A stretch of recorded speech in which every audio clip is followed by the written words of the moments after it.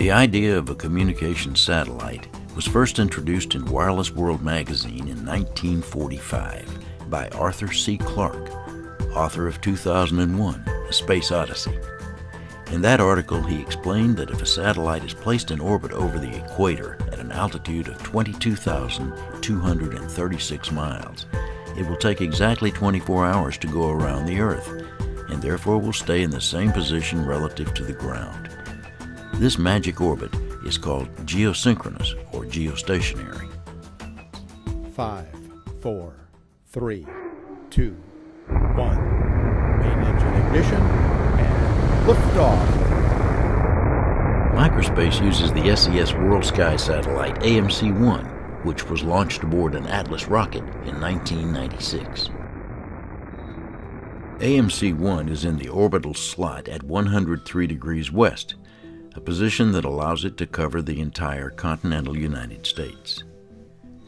Large uplink antennas at Microspace transmit signals to the satellite.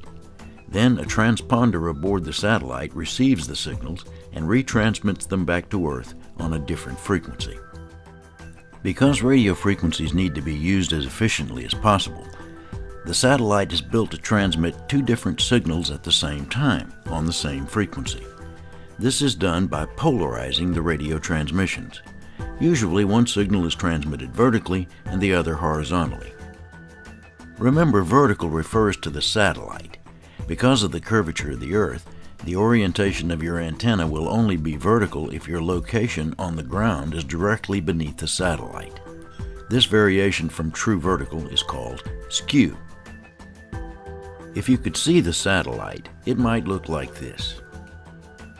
Your antenna is like a telescope looking at the satellite.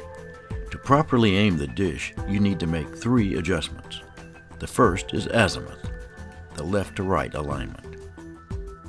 If the azimuth setting is wrong, the signal strength will drop. The second adjustment is called elevation, the up and down movement. Once a signal is received from the satellite, azimuth and elevation are adjusted for maximum signal strength. This is called peaking the dish. The third adjustment is the antenna's polarization, sometimes called polarity. You can think of polarization as a slot in your telescope. If polarization is wrong, the desired signal strength will drop as you begin to receive interference from the horizontally polarized signal. The AMC-1 satellite is being replaced by a new one, SES-3. It was launched in July 2011 and is being moved into position at 103 degrees west. The new satellite will operate with higher power than AMC-1 and should provide stronger signals that are more reliable and less affected by weather. Unlike most other satellites, in AMC-1, the polarization of the antennas is offset by 26 degrees from the vertical, while the new satellite, SES-3, will not be offset.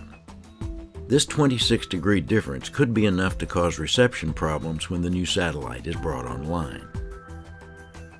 When you try to receive a vertically polarized signal with an antenna offset by 26 degrees, there will be both some loss of desired signal strength and an increase in interference from horizontally polarized signals.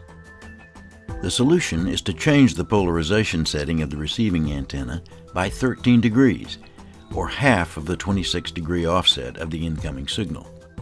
With a 13-degree offset, signal strength will be almost maximum for both old and new satellites.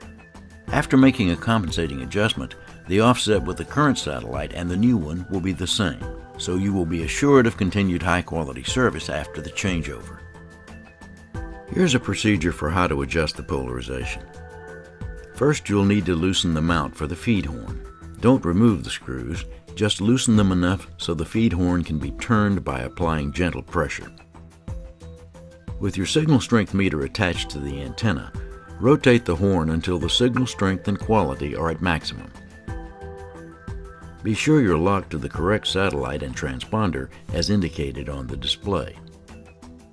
Next, using the scale, which is calibrated in degrees, rotate the feed horn 13 degrees counterclockwise as you look toward the dish. In this case, each mark is 10 degrees, so your rotation should be a bit more than one mark. It is very important to rotate counterclockwise as you look toward the dish.